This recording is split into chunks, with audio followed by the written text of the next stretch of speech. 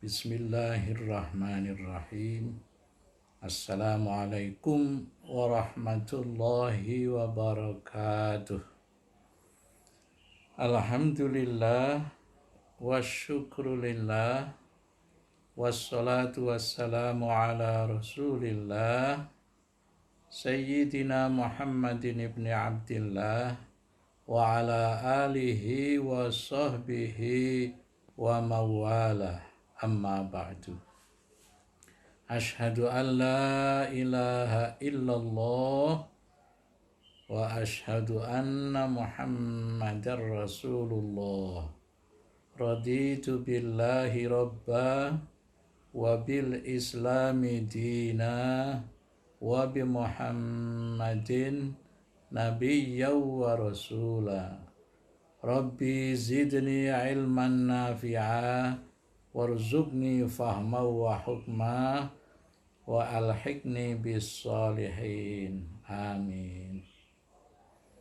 Alhamdulillah, puji syukur mari kita selalu panjatkan kepada Allah Subhanahu wa taala karena atas izinnya, atas anugerahnya memungkinkan kita dapat kembali bertemu di dalam pengajian ini. Pengajian Ramadan yang secara khusus membahas Asmaul Husna dengan tema berakhlak meneladani Asmaul Husna. Yang kali ini kita akan membahas tentang Al-Alim. Al-Alim. Al-Alim yang untuk mengetahui maknanya, kali ini akan saya kutipkan dari surah Al-Baqarah ayat 32. Surat itu bunyinya begini. A'udzu billahi minasyaitonir rajim. Bismillahirrahmanirrahim. Qalu subhanaka la ilma lana illa ma 'allamtana innaka antal alimul hakim. Shadaqallahul adzim. Yang artinya mereka para malaikat itu menjawab ketika diperintahkan Allah untuk menyebutkan nama-nama dari makhluk-makhluknya Allah itu, mereka tidak bisa menjawab intinya.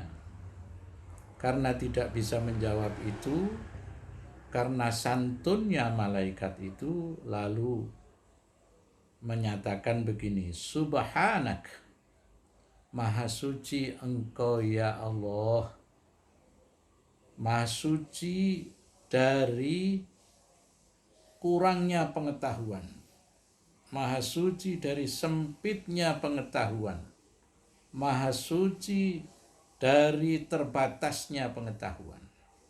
Subhanaka. Nah, lalu kaitannya dengan diri mereka, diri para malaikat itu, la ilma lana.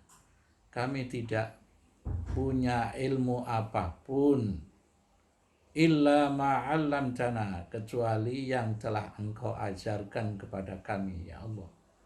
Jadi malaikat mengakui bahwa ilmu yang dipunyai oleh malaikat itu terbatas hanya yang diajarkan oleh Allah Subhanahu wa taala kepada mereka. Itu maknanya ilmu mereka sedikit berbanding dengan alim yang artinya Allah yang maha mengetahui, Allah yang maha berilmu itu. Innaka antal alimul hakim. Engkaulah ya Allah yang maha berilmu, maha mengetahui, dan maha bijaksana.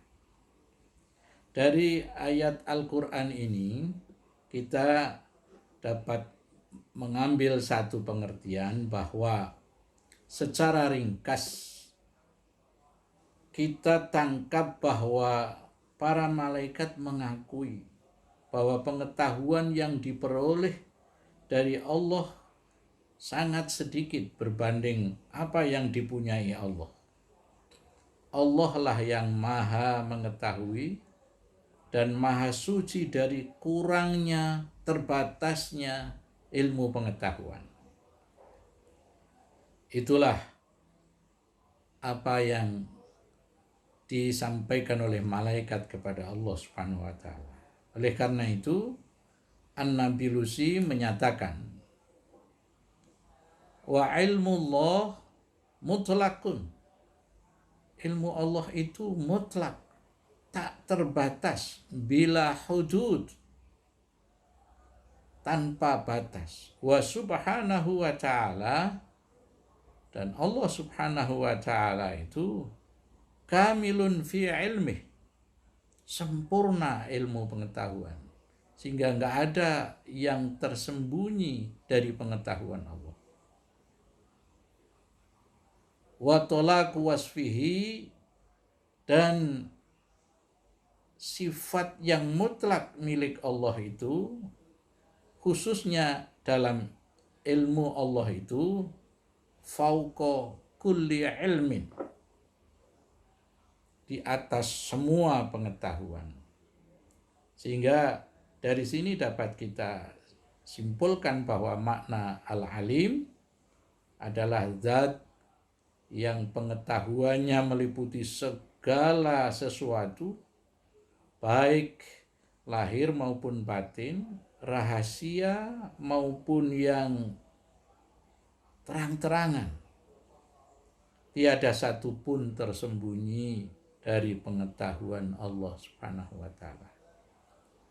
Ini disimpulkan oleh Al-Badr, Abdul Razak Al-Badr, yang menulis tentang Fiqhu Asma'illahil Husna, fikih tentang asma Allah yang indah itu. Jamaah rahimakumullah, bagaimana kita meneladaninya? An-Nabilusi merumuskan paling tidak ada 4 poin untuk berakhlak meneladani Allah dengan sifatnya atau dengan namanya Al-Alim itu. Yang pertama, al-mu'min ayya'lama ilmal yakin. Orang mukmin harus mengetahui secara yakin, secara pasti, annallaha yarahu, bahwa Allah melihatnya. Wa illa, kalau tidak punya keyakinan, kalau sikapnya tidak menyatakan bahwa Allah melihat dia, wa illa, kalau tidak, dha'fun fil imani kabir, kelemahan imannya itu sangat besar. Oleh karena itu, akhlak yang poin pertama ini, akhlak yang bersifat batini, akhlak yang bersifat mental, bahwa mental seorang mukmin harus memastikan bahwa dirinya itu dilihat oleh Allah Subhanahu wa ta'ala. Annallaha yarah. Kemudian poin yang kedua, An-Nabilusi menyatakan, wa ayya'lama annallaha yarah, dan yakin bahwa Allah melihat dia. Keyakinan yang demikian itu ayyaja'alahu mani'an li'isyanihi, keyakinan bahwa Allah melihat dia itu akan menjadikannya sebagai penghalang untuk melakukan kedurhakaan kepada Allah Subhanahu wa ta'ala.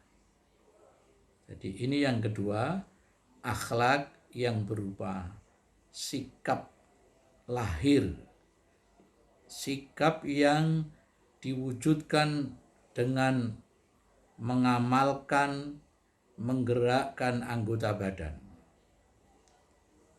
Mani'an li'isyanihi.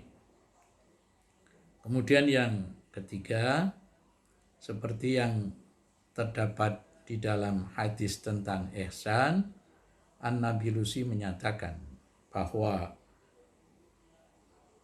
orang mukmin yang di dalam keyakinannya itu dilihat oleh Allah, anta budallah ka'annaka tarah, harus beribadah kepada Allah seolah-olah dia melihat Allah.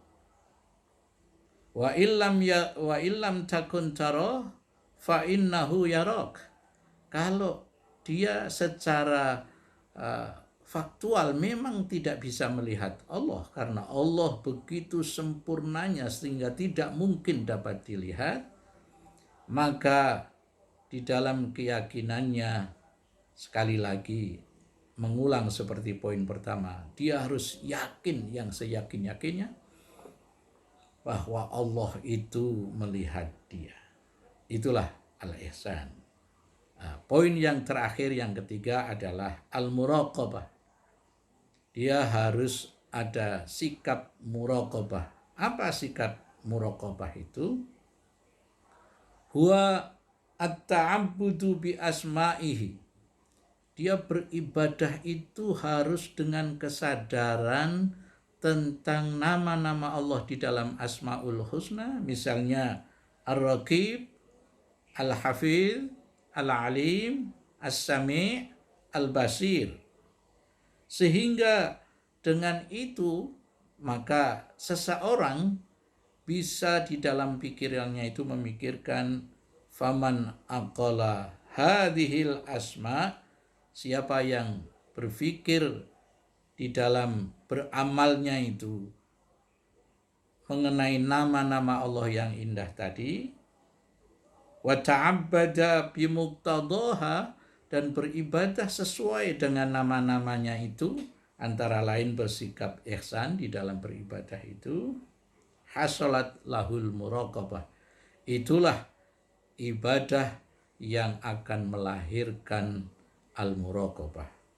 Itulah hadirin mustami'in jamaah Masjid At-Taqwa rahimakumullah, beberapa poin tentang berakhlak meneladani Allah Al-Alim.